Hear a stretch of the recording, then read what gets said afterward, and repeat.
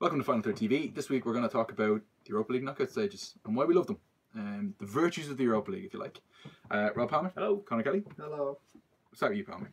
Why do we love the Europa League knockout stages? That's it. I don't really like group stages anyway. Yeah, the group Anything, stages are terrible. ever. Group stages are terrible. I just like it because it's a genuinely competitive thing with different teams in every year. Do you know, because like Champions League, like we love Champions League. No, yeah. Absolutely love it. But it's the same ties in the last 16 and the quarterfinals and the semi-finals every year. Same teams. Same ties. Usually the same result. Yes.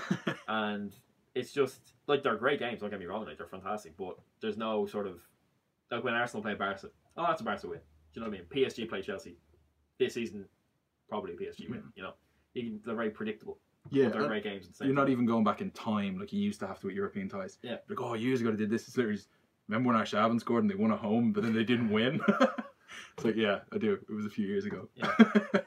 It's ridiculous. But then, like, you look at the Europa League and you've got, like next round, the two games that I'm dying to see is Sevilla against Basel and Spurs against Dortmund. That's going to be an unbelievable game. Like, that's just football heaven. Like, you don't know what's going to happen. Like, and particularly in the last two seasons, I think it might be because now you can win a Champions League place or whatever, but it's a second tier competition, but they're not second tier teams as such. They used to be kind of, mixed match and you get weird teams out of nowhere. But like they're of a good standard, you know what I mean? So it's like football isn't bad. Like the first couple of seasons it was terrible. Let's not get away from that. It was quite bad. Yeah. Because teams genuinely just didn't give a fuck about what. Like it was you like, can always tell the teams that did. Yeah, exactly. It was like, oh look, Basel are playing a full strength side and Tottenham are playing their 7th string. Great. But now like Tottenham put out a full strength side when they want to play, which is great to see. Yeah, absolutely. Connor? Pretty much following up on what Palmer's saying. The reason I well, I don't know, it's kind of the last few months maybe my enthusiasm for football in general is kind of waned a little bit. Yeah? That's a really bad fucking time when you've gone on freelance. I was just going to say that it's a bit of a problem. It's a bit of a problem, but how so? That's interesting. Just I think, well, no, in terms of European football, in terms of like Champions League as a competition, because of how predictable it is. Yeah. Oh, that's fair enough. Yeah, that's granted. Yeah. No, I'm thoroughly enjoying this season's Premier League. Yeah. Which for years I didn't. Don't you enjoy them all? Yeah, but like, well, look at France. Like, title race is already over. Even in Germany, which football is still fantastic in Germany, but Bayern are going to win the title. Dortmund are having like one of the best seasons of any team I can remember in European football in terms of the goals they're scoring, the football they're playing, and they're still 8 points behind. Spain has been the best league again this year, quality wise, and it's an ultra competitive league from like 8th up to 2nd, and then Barca are just like so much better than everybody else. Yeah. And in the Champions League, you know what teams will be in the semi-final of the Champions League. It'll be 3 of maybe a choice of 5. So I would say Barca, Bayern. If the draw goes to plan and these teams avoid each other, the 4 semi-finals will probably be Barca, Bayern, PSG, and or Real Madrid or Atletico, because they're the 5 best teams I think in the Champions League. We're the teams with the 5 best squads anyway. Yeah. So yeah, like, and the repetitive nature of draws, like, I know why am I just talking about Champions League? I keep on talking about Champions League. No, that's fine because you can do it. No, it works. Repetitive nature of Champions League. Chelsea have played PSG the last 3 years. How many times have Arsenal played Barca? Why does that happen? I don't know. Like it's like the same teams. Yeah, because the same teams are finishing first. And Arsenal. Yeah, I know, but Chelsea, like the way it's literally like as you say, it's literally always Arsenal Barca. It's always PSG. Arsenal Chelsea. Like why would it not be? Why Arsenal haven't played Real Madrid? Yeah, I know why. Because they're seeding the groups. Why would they do that? Because you're never going to end up with a group with, say, just for argument's sake, you're never going to end up with like Juventus, Barca, say Bayern, and Real Madrid or something, and then you'll get knocked out, and a team. But even the nature of draws, though, Real Madrid have won their group for the majority of the last maybe 5 or 6 years. Arsenal have finished 2nd for the majority of the last 5 or 6 years. Yet they still don't meet. They're never drawn together. That's what I mean. Yeah. Why like that? Like why is it probability? Pull balls out of a pot enough times, and. But yeah, that's why. We'll go years without seeing Arsenal Barca again. But maybe to go back to the main point, what's interesting about the Europa League, particularly this season, is you've got a load of. When the draw happened on Friday, it was the first time I've looked at something like that in football in a while and been like, yeah, this is exciting. I look forward to about 4 or 5 of the ties. I actually have to choose which ones I want to watch now. Yes, that's a good advertisement for anything. Dortmund Spurs is probably the best team in the Premier League at the moment, as an all-round team in the Premier League at the moment, against one of Europe's maybe top 5 or 6 teams at the moment in Dortmund. You've got Leverkusen against Villarreal. Leverkusen, ultra filthy. Yeah. ultra high octane pressing style against Villarreal, who are having an absolutely incredible They season. actually play very similar brands of football. Yeah, Yeah. it could be. Yeah. Oh, we That got to game will see. be pretty mental. And you've got, I was saying Basel and Sevilla. What a tie that is. Basel are a fantastic team in Europe.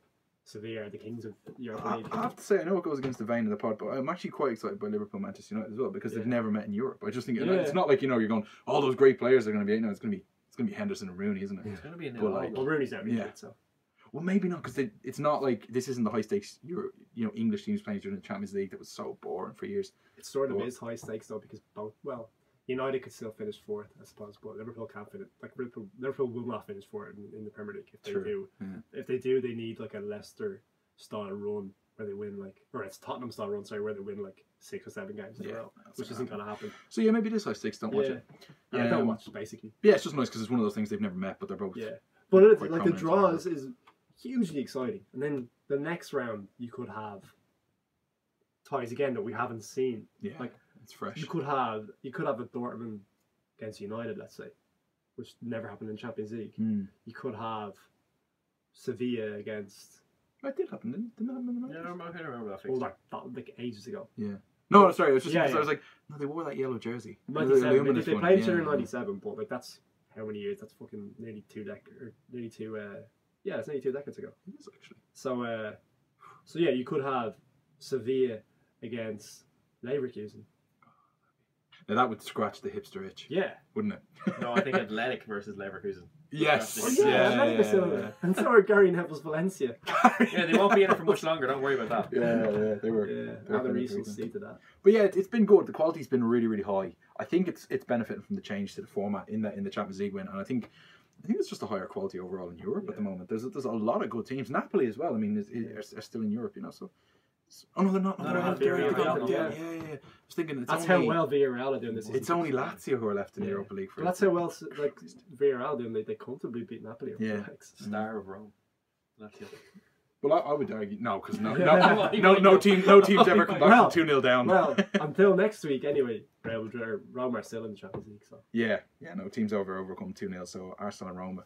Yeah, unfortunately, unless Real Madrid collapse spectacularly, which is entirely possible. It's entirely possible. Well, they did almost. Given the fractures, they did almost fuck away a comfortable lead against Schalke last year. So, and Klaas-Jan Huntelaar decided he was a footballer again. Yeah, he does that.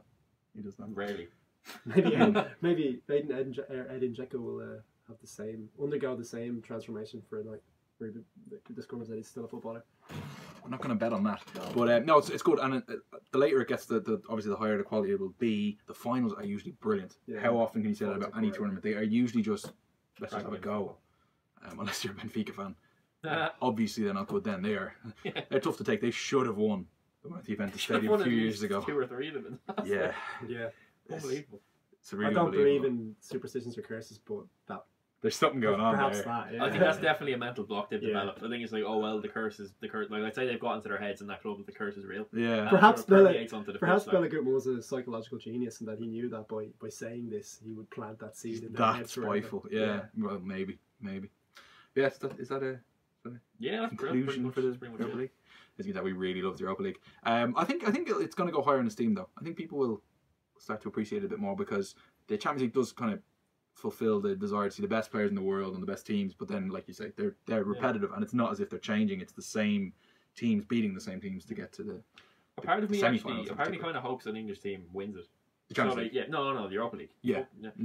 Just so then the media, because preferably Spurs because it's the most likeable and they take it seriously. Could you imagine if United won the Europa League? Oh my god! When all of a sudden it would become the reason for that is more important than the Champions League. The reason that's exactly why though. The reason for that is like if an English team won the Europa League, the media would suddenly take it seriously. Do you know what I mean? Sure.